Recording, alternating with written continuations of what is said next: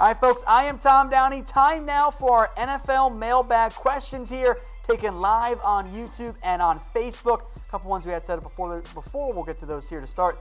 Dylan the Duck says, Giants trade up to number 2 for quarterback Haskins. Give OBJ and swap picks with the Niners. Here's my issue with that. A, I don't think the Giants are going to trade away Odell Beckham. And if they do, that's not proper value. You're only getting about the number 16 overall pick in that scenario. That's not enough value for Odell Beckham, and actually kind of defeats the purpose of trading for a quarterback on a first-year deal. You lose one of your best offensive players. I don't think he'll be dealt. If he does get dealt, though, the Niners certainly do make sense, but I think the trade value, it's going to be up. You don't even need the pick swap. Number 2 for Odell Beckham might be a little bit more in line there, if not more, coming back to the Giants. All right, Ethan Tyra says, with recent coaching spots being filled, are the Cowboys out of the woods with Kris Richard being hired yet? No, they are not. Now, the Bucs have hired Bruce Arians. I don't think the Jets are likely at all. In fact, I got my eye on Matt Rhule for that job right now. But I don't think that they are out of they're not in the clear quite yet. Because the Dolphins' job might just go to Kris Richard. So if you're a Cowboys fan, you better be hoping Miami hires somebody else soon, because that's, I think, where they're going right now, or at least one of the main options for them. All right, Sam asking, what's the Browns' record next season? At me at What Going Downey, 10-6. By the way, folks, welcome to the Browns' Super Bowl window. That's what we got. This is their chance, and you have that young quarterback on a first-year deal, first contract, all kinds of cap space, a young, talented team around him.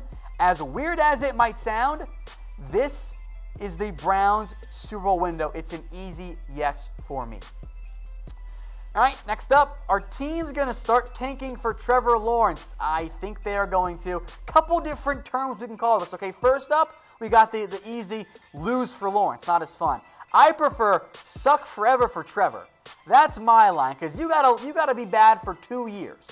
And I don't want to declare Trevor Lawrence the king quite yet, because he is just 19 years old. Although I do want to see his birth certificate, because I don't know if he actually is, because that dude is not built like a 19-year-old. Doesn't play like one either. But Trevor Lawrence was the truth in the college football playoff. Was absolutely incredible. That dude is a stud. We'll see how he handles all the praise and all the fact that everyone wants to take him down and everyone wants him in the NFL. But if he were draft eligible, that dude would be the number 1 overall pick, bar none. The Cardinals would trade away Josh Rosen or get all the draft picks in a trade down. Trevor Lawrence is the truth. That guy is going to be an NFL stud as long as he doesn't get really hurt or it doesn't all go to his head, which I don't think is going to. He is very mature for his age. All right, folks, today's show is brought to you by BetDSI, the internet's #1 sportsbook. Head over to chatsports.com/bet. Use promo code LIVE120 for a 120% deposit bonus. Put down $50, you'll get $60 for free. Put down $100, they'll give you $120. It's the best deal out there. Use that promo code LIVE120 at chatsports.com/bet. All right, some questions here coming in. Santo asking, who do you think Denver will hire as the NFL or as their DC now that their current, they're probably going to fire their current coach? I have to get the last name pronounced right, but Ed Dontel, I think is how you say that one.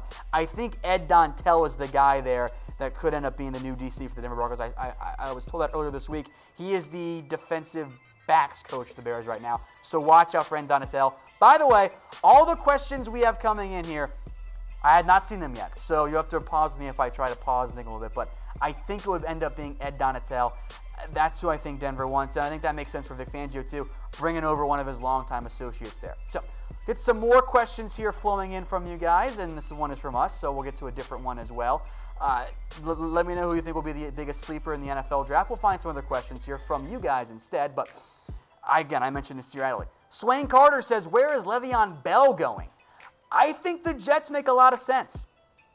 I think the Jets bring him in, they throw money at him, and they give Sam Darnold some more needed weapons. I know he's mentioned the Colts on Instagram. They got Marlon Mack and Naeem Hines. I think they're fine there. All right, Chaotic Acid said, can we get OBJ for Nick Mullens and a pick next year? And is Antonio Brown possible? I actually think Antonio Brown is more gettable than Odell Beckham, but I don't think Nick Mullens is going to bring you the draft capital that you really want. I think that Nick Mullens is going to be valued as maybe a third or a fourth round pick. And if you're the Giants and you trade, you're probably going to get the second overall pick, and then you're going to draft Dwayne Haskins. So I don't think that Mullens will bring what you want. He could be another piece to go get a draft pick and then include for Odell Beckham, but I don't think he's going to be a main point there for the Giants or even the Steelers, obviously. Taylor Felix, is there anybody worth trading into the first round for through the Cowboys? From the Cowboys, I don't think so. Now, there are plenty of players who are worth moving up for, but for Dallas, you're down your first round pick already. You got to move way up. You got to slide a bunch of spots up. You're talking 20, 30 picks to go get a first round pick. That's going to cost a lot of draft capital. I think you're better off maybe trading down and securing extra depth. Polo Dro says, will the Jags have a bounce-back season? Well, let me answer that when I see who their quarterback is. Because if it's someone like Joe Flacco, maybe not. If they draft somebody, maybe they have to wait a little bit. But I think they certainly have the ability. That locker room has to get resorted out because it was a mess this year, and you got to find a better quarterback, which I'm sure they'll do this offseason. And the next Jags question here, Anthony Ming says, what will the Jags do with Fournette? I think they're going to shop him. I would keep him, but I will not be surprised if you hear more Leonard Fournette trade rumors. They already voided his guarantees. Maybe that was an attempted wake-up call for Fournette, but, I mean, if Trent Richardson went for a first-round pick, surely Fournette could as well, right? I just think that makes sense there for the Jags, but I'd keep him if I were them. I'll get to some more questions here. This one from Anthony as well. Where will Earl Thomas land? 3 teams I'm watching out for. The Dallas Cowboys, obviously that one makes sense, right? After that, I think it's the Oakland Raiders. They got plenty of money and a big need. So too do the San Francisco 49ers. All of those teams are looking for a true dynamic free safety. They have money to spend. I think they'd be a good fit for Earl Thomas. And in the end, remember, Earl Thomas, he wants to get the bag. He wants to get paid. That is his top priority, and for good reason. All right, Ohio State the best. Did the Broncos make a good hire?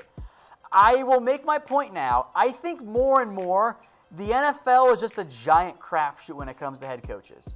I really do. But for Denver, I think that Vic Fangio has the resume you want. We'll see how he handles a locker room and gets people ready to go in in-game decision-making.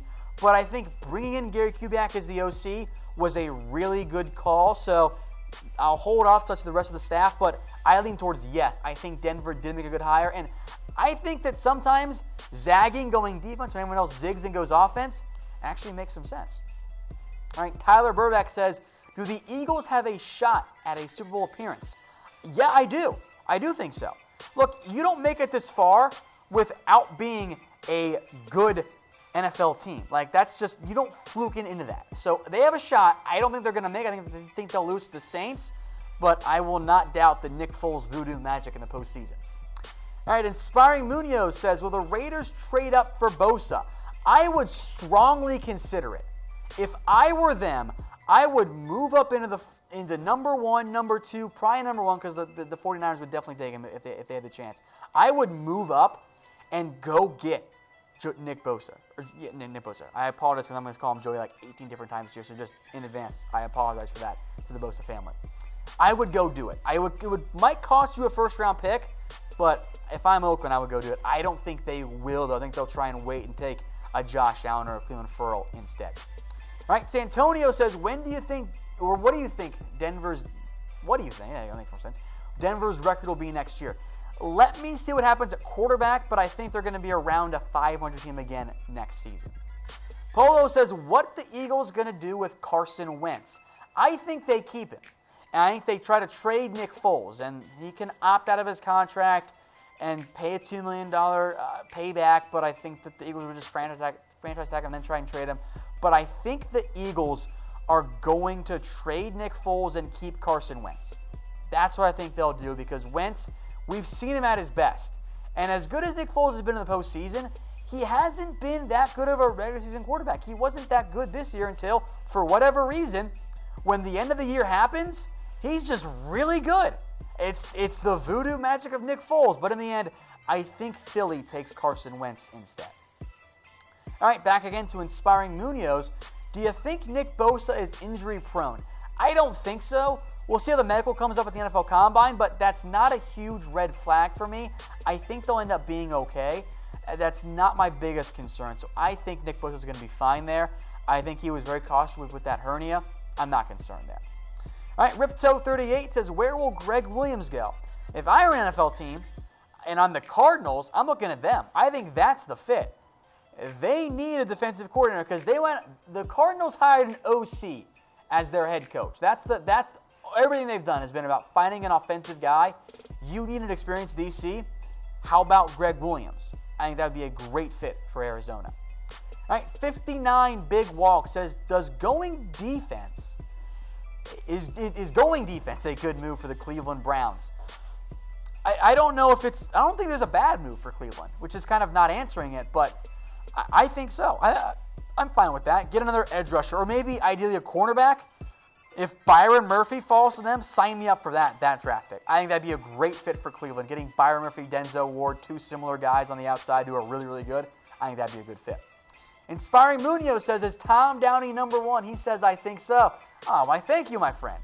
I could not agree more with that. That is absolutely four-star rumor right there. Forward rumor. Thank you. I appreciate that. All right, Chaotic Acid. So what do we do with Nick Mullens? Do we keep him? I could see them keeping him. I think that in the end, I would not be surprised if they trade one of Mullens or Beathard. If a team misses out on a quarterback, like if, let's say, the Dolphins can't get Joe Flacco or, don't want Nick Foles or don't get him, maybe you trade him. But I think for the Niners, they benefit, and I've seen this time and time again, the culture thing right now with Jacoby Brissett.